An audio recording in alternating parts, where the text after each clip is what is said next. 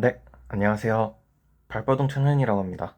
결론부터 말씀드리면 1인 개발자는 힘들다. 법인한테 유리하게 설계되어 있다. 라고 할 수 있습니다. 드래곤볼 모으는 수보다 더 많은 수의 테스터를 구해야 돼요. 요즘 유튜브를 보다 보면 AI로 앱 하나 만들어서 한 달에 몇백만 원을 벌었다는 영상이 많이 나오는데요.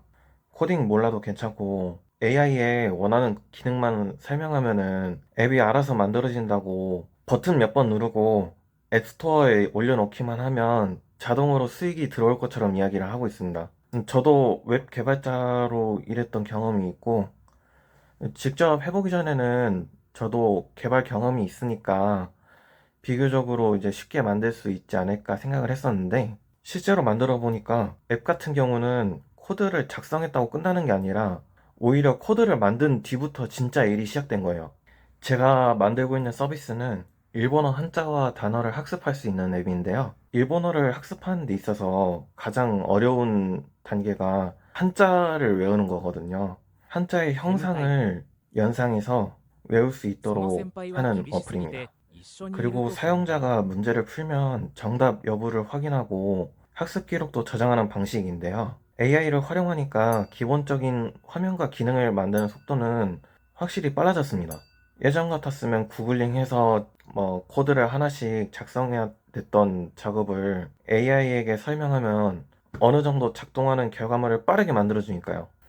여기까지만 보면 정말 누구나 앱을 만들 수 있는 시대가 彼 온 の 것처럼 話は途 느껴지긴 方もな 하는데 い内容だった。 AI가 코드를 만들어주는 거하고 완성된 서비스를 운영한다는 거는 완전히 다른 문제예요. AI가 작성한 코드가 항상 깔끔하게 나오는 건 아닙니다. 제가 사용하면서 겪었던 사례를 보면 필요 이상으로 조건을 복잡하게 걸거나 어디에서도 사용하지 않는 코드가 남아있는 경우가 있었습니다. 원하는 기능 하나를 수정해달라고 했는데 기존에 잘 작동하던 다른 기능이 갑자기 깨지는 경우도 있을 거야. 오류를 고치기 위해서 다시 AI한테 물어보면 코드를 제대로 정리하는 대신에 그 위에 새로운 조건문을 덧붙이는 경우도 있었어요. 그렇게 이제 수정이 반복되다 보면은 처음에는 간단했던 코드가 점점 복잡해집니다. 지금은 작동할지는 모르겠지만은 나중에 기능을 추가하거나 수정할 때 어디에서 문제가 생겼는지 찾기 어려워질 수 있어요. 쉽게 말해서 개발은 되는데 유지 보수를 하기가 힘들다는 거예요. 그리고 바이브 코딩을 하려면은 오픈 AI나 제미나이 같은 서비스의 구독료가 필요하죠. 그리고 앱을 외부에서 사용할 수 있게 하려면은 서버도 필요하고 사용자가 늘어나면 데이터베이스 비용도 올라가게 되는데요. 저는 현재 렌더를 사용하고 있고 한 달에 한 2만 원 정도 유지보수 비용이 듭니다. 그러니까 아직 수익은 0원인데 서비스를 운영하기 위한 비용부터 조금씩 빠져나가기 시작하는 거예요. 말 그대로 배보다 배꼽이 더 커질 가능성이 있는 거죠. 그리고 어찌저찌 앱을 완성했다고 해서 바로 플레이스토어에 올릴 수 있는 것도 아니었어요. 저는 웹 개발자로 일했지만 개인이 앱을 처음부터 마켓에 출시하는 과정은 잘 알지 못했어요. 기업 안에서 개발할 때는 이미 서비스가 마켓에 올라가 있는 경우가 많아서 개발자는 본인이 맡은 기능에 집중하지 개인 개발자 계정의 출시 정책까지 직접 경험할 일은 많이 없을 거예요. 근데 구글 플레이 정책을 찾아보니까 2023년 11월 13일 이후 만들어진 신규 개인 개발자 계정은 최소 12명의 테스터가 참여한 비공개 테스트를 2주 연속으로 진행해야 정식 출시 권한을 신청할 수 있었습니다.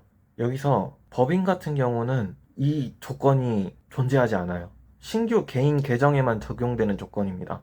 그러니까 쉽게 말하면 혼자 개발하는 사람 입장에서는 앱을 만드는 것뿐만 아니라 테스터 12명도 직접 구하고 2주 동안 테스트를 유지해야 하는 겁니다. 테스트가 끝난 뒤에도 프로덕션 접근 권한을 다시 신청해야 하고요. 계정 확인과 테스트 준비, 그리고 14일 테스트와 출시 신청까지 생각하면 개인 개발자는 앱을 완성한 뒤에도 출시 일정만 한 달이 걸리는 거예요. 그리고 중간중간에 테스터가 이탈하게 되면은 배포 기간은 더 늘어나게 됩니다. 회사 같은 경우는 사내 직원이나 QA 쪽 테스트 인력을 통해서 테스트를 할 수 있겠지만 혼자 개발하는 개인에게는 테스터 12명을 구하는 건 생각보다 쉽지 않거든요. 친구나 가족에게 부탁할 수도 있겠지만 관심이 없는 사람들한테 테스트에 계속 참여해달라고 요청하는 것도 부담스러운 일이죠. 드래곤볼도 7개 모으면 소원 들어주는데 12명을 모으라니 이거 너무한 거 아닌가요? 근데 이것보다 더 어려운 문제는 따로 있는데요. 앱을 만들고 마켓에 출시하더라도 사람들이 사용하지 않으면 수익은 빵원입니다. 플레이스토어에는 이미 일본어 학습 앱이 굉장히 많은데 사용자 입장에서는 다운로드 수가 많고 리뷰가 쌓여있는 앱을 두고 굳이 처음 보는 앱을 설치할 이유가 없죠.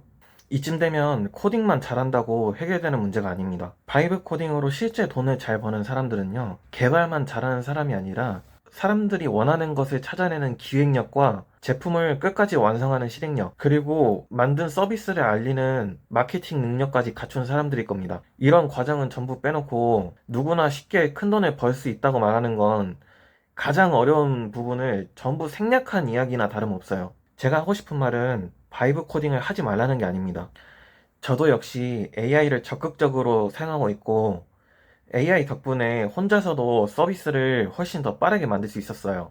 다만 기대가 크면 클수록 실망도 큰 법이에요.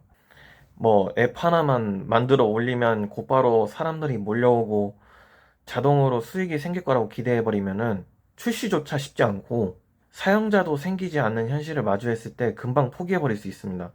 AI를 사용한다는 것 자체는 본인만의 경쟁력이 아니에요. 지금은 누구나 비슷한 AI 도구를 사용할 수 있으니까요.